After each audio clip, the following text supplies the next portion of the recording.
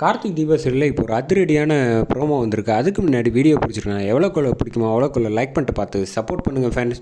தீபா வந்து சொல்லிடுறாங்க கார்த்திக்கிட்ட, இந்த மாதிரி வந்து என்னை ஒருத்தன் துரத்துனனால தான் வந்து அடிபட்டுச்சு அப்படின்னு சொன்னோன்னே, என்னங்க சொல்கிறீங்க அப்படின்னோன்னா, ஆமாங்க எனக்கு அத்தை முன்னாடி சொல்லியிருந்தா எல்லோரும் பதட்டப்படுவாங்க அப்படின்னு சொன்னோன்னே, சரி நீங்கள் ரெஸ்ட் எடுங்க, இந்த விஷயத்தை நான் என் ஃப்ரெண்டு மூலமாக வச்சு விசாரிக்கிறேன் அப்படின்னு சொல்லிட்டு, அது வரைக்கும் நீங்கள் எங்கேயும் வெளில போகாமல் வீட்டிலே இருங்க அப்படின்னு சொன்னோன்னே, நாளைக்கு நம்ம கையில் அடிபட்ட காயத்துக்கு அழைச்சிட்டு போகணுன்னு சொன்னீங்களே அப்படின்னா, அது நீங்கள் ஒன்றும் கவலைப்படாதீங்க, நான் வந்து காரில் அழைச்சிட்டு போயிட்டு வந்துடுறேன் அப்படின்னு சொன்னோன்னே, சரிங்க நான் சொல்லாமல் எங்கேயும் வீட்டை விட்டு போகக்கூடாது அப்படின்னு தீபா கிட்ட சொல்லிவிட்டு கார்த்தி வந்து ஆஃபீஸுக்கு கிளம்பி போகிறாங்க.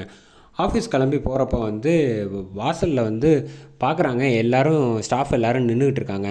என்ன நின்றுக்கிட்டு இருக்காங்க அப்படின்னு பார்த்தா, கார்த்தி வந்து டக்குன்னு பார்க்குறாங்க. அப்போ தான் செவுத்தில் வந்து கார்த்தி லவ்ஸ் ரம்யா அப்படின்னு ஹார்ட்டின் போட்டு வந்து எழுதி வச்சுருக்காங்க. இந்த திட்டத்தை வந்து ரம்யா தான் போட்டு வச்சுருக்காங்க.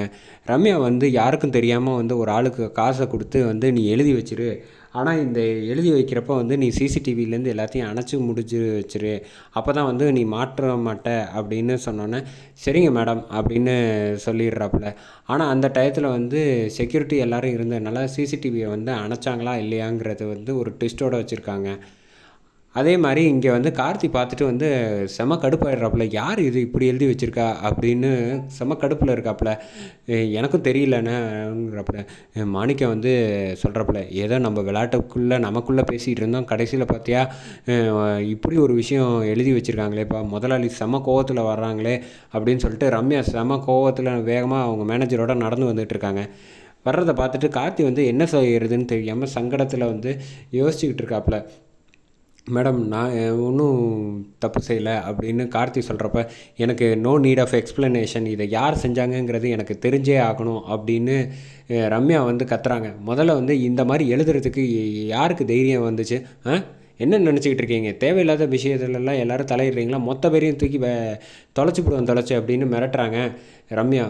ஆனால் இது எல்லாத்தையும் வந்து கார்த்தி வந்து ரம்யாவோட நடவடிக்கையில் வந்து லைட்டாக சந்தேகம் வருது. ஏன்னா அவங்க நடவடிக்கை வந்து இதுக்கு முன்னாடி பார்த்ததுக்கும் இப்போ கார்த்தியை பார்த்துட்டு கண்ணெல்லாம் அங்கிட்டு இங்கிட்டு அலைஞ்சு தடுமாறி நேரில் பார்த்து பேச முடியாமல் ஃபேஸ் பண்ண முடியாமல் தடுமாறுறத கார்த்தி கரெக்டாக நோட் பண்ணிடுறாங்க.